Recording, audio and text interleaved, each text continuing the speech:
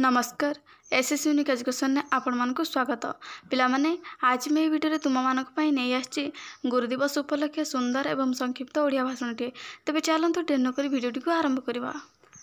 सम्माननीय सभापति महोदय, पूज्य गुरुजी और गुरुमावृंद एवं एठारे उपस्थित थिबा मोर सान बड़ भाई और भौणी माने, आज होउची सेप्टेम्बर मास 5 तारिख पवित्र गुरु दिवस।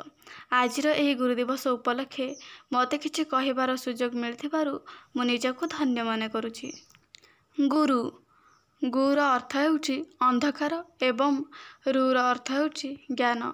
जे आम जीवन को अंधकार मुक्त करी ज्ञानर आलोक प्रदान करि थांती से हेउचंती प्रकृत गुरु।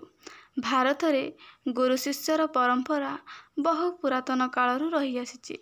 पूर्वर गुरुकुल आश्रम ठारू आरंभ करी वर्तमान विद्यालय पर्यंत गुरु सबुबेले पूजनीय होई रही आसीछंती। किंतु गुरुंक पई एमिति गोटे दिन पालन करने को भारतर पूर्वतन राष्ट्रपति डॉक्टर सर्वपल्ली राधाकृष्णन परामर्श देइथिले। आज होउची डॉक्टर सर्वपल्ली राधाकृष्णन का जन्म दिवस। से 1888 मसीहा आजिर दिन में तमिलनाडुर तिरुतानी ग्राम में जन्मग्रहण करथिले। पिलादिनरू से जड़े मेधावी छात्र थिले।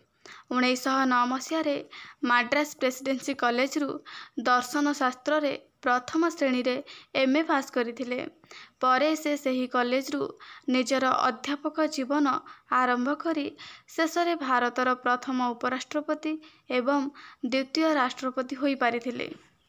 तांकर परामर्श को ग्रहण करी 1962 मसीहा परठारू प्रत्येक वर्ष तांक जन्म दिवस को गुरु दिवस भाव में पालन करा जाउछि। मु एतिक कही मोर वक्तव्य समाप्त करूछि। जय हिंद, जय भारत। आशा करुछि एही वीडियोटी आपण मानक भल लागिथिबो। तेबे वीडियोटी गोटे लाइक करदेबे, चैनल नुआ थिले चैनल को सब्सक्राइब करदेबे। धन्यवाद।